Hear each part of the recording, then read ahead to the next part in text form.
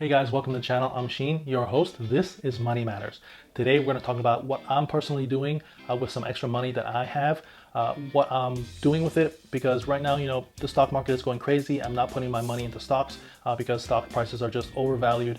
I'm waiting for the stock prices to come down. If they come down, I'll probably purchase some stocks, but right now stock prices have gone crazy. The economy has crashed, and yet the stock prices are going out of control. So I don't trust that. I don't trust the market. So I'm not going to put money into stocks unless I find something really, really interesting. So I'm not doing that. I'm also not putting my money into banks because you're getting zero interest on it. So we're going to talk about what I'm doing. But if you like what I'm doing, give me a thumbs up. It really helps out the channel, helps spread my videos, spread my channel to other people. Consider subscribing if you haven't yet already. Check out my other videos. If you like what I'm doing, please give me that thumbs up. I talk about money, finance, how to grow your money, how to invest your money, how to make money work hard for you. All right, let's get into it. So like I said, interest rates are at rock bottom. It's just ridiculous.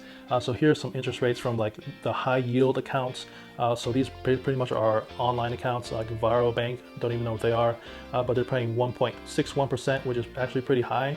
HSBC 1.6%. Marcus by Goldman Sachs paying 1.3%. Those are savings account. Here's some money market accounts, 0.60%, 0.20%, 0.05%. How about CDs? If you lock up $1,000 for 3 months with Chase, they're going to pay you 0.01%. They're paying the same thing for 6 months. Lock up $1,000 with them, they're going to pay you 0.01%, which is basically nothing, right? You're loaning out your money to the bank, and they're going to basically pay you nothing for it. So putting your money in the bank, you're actually losing money because inflation is at roughly 2 to 3%. And so they're paying you 0.06% or whatever those numbers were. That's still losing to inflation. You could take your money and put it on your mattress like this guy, and you're still losing to inflation because, inflation's at, again, 2 to 3%. You're putting your money under your mattress and you take it out to spend it in 5 years, 10 years, whatever it is, you lost 2 to 3% every year on that value. Inflation is real. It's the reason why milk was probably like $1 5, 6, 7 years ago, and now it's like, I don't even know how much, $3, $4. So that's inflation. The same milk is going to cost more dollars to buy because that value of that dollar has gone down. So inflation is real. You're losing a lot of money by putting your money into the bank. You're losing a lot of money by just putting it under the mattress. So you got to figure out what you need, what you can do with it, what you need to do with your money. Be smart with your money. What are you going to do to fight against inflation? Here again, the average inflation rate is roughly 3.22% here. So first of all, if you're in debt, then maybe this video is not for you. If you have like credit card debt, high interest credit card debt, high interest student loans, like all that kind of stuff, you need to get rid of all that debt because that's just going to weigh you down. You're never going to get anywhere by having this ball and chain attached to you called debt.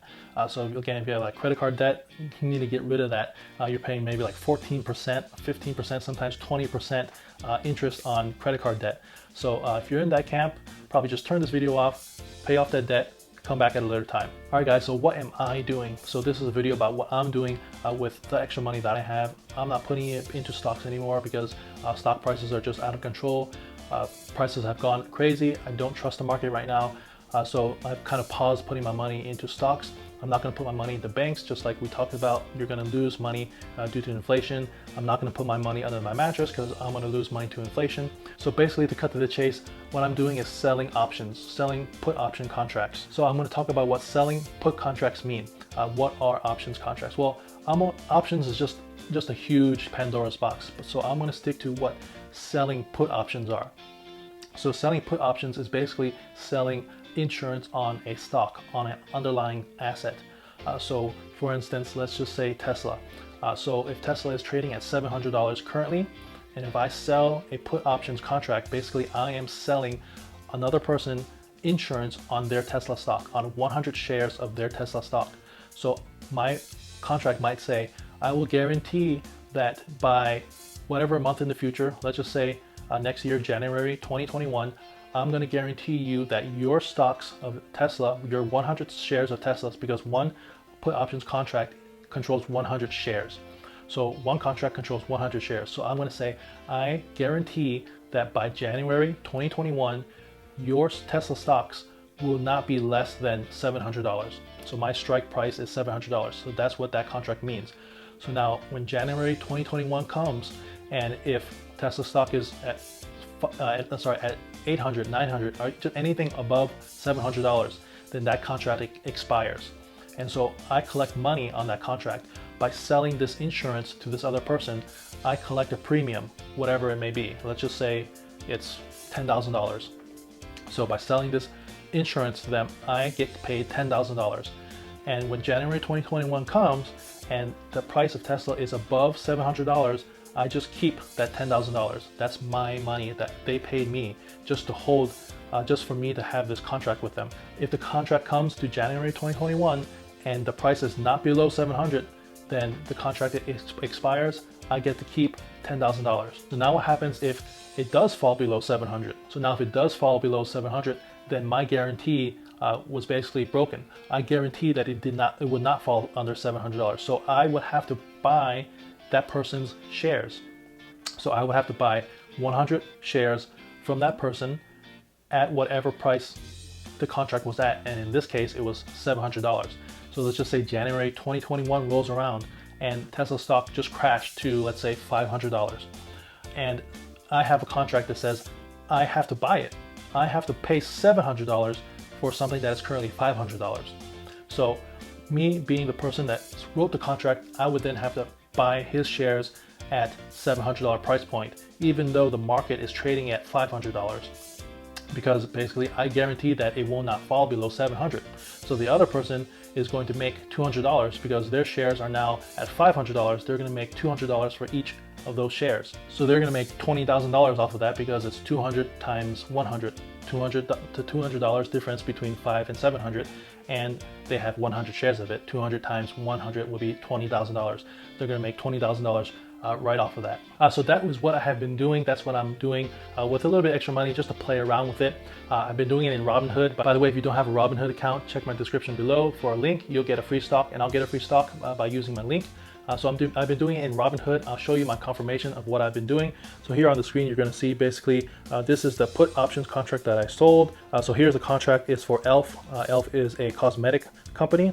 So the options contract is for expiration date of August 21st, 2020, and it's for a $10 put, a $10 strike. So I did this in May. The price was 60 cents for each share, so it came out to $60. So basically, I got paid $60, and then Robinhood took a transaction fee, a commission fee of 2 cents. So basically, I actually got paid $59.98 for this options contract. So let's just say $60.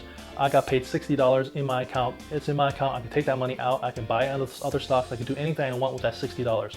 So when August 2021 comes around and the stock price stays at 13, 14, higher than $10, I keep that $60. It's in my pocket. That doesn't get returned. That's my money. And then nothing happens. That's it. End contract. I just keep that money. Now let's say August 21st rolls around 2020 in about 3 months, and the stock price drops below $10. Let's just say it's at $9. Well, then I would have to buy 100 shares from that person. I would have to buy 100 shares at $10 because that was the strike price that we agreed on. So that's $1,000. I would have to pay $1,000, and I will get 100 shares for $1,000, even though the current price is only $900. It's only at $9, but I have to pay $1,000 because I guarantee that price. So so on one side, if the price is over the strike price, let's say it's $13, then I just made 6% on my money, right? Because I have to lock up I have to lock up $1,000. So that $1,000 is basically collateral. I have $1,000 that's locked up. Consider it like a CD. It's locked up. I can't touch it. It's $1,000. I can't do anything with that $1,000 until August 21st when this contract expires. If it expires and the price is over, then that $1,000 that's been mine already, plus the $60, I just keep it.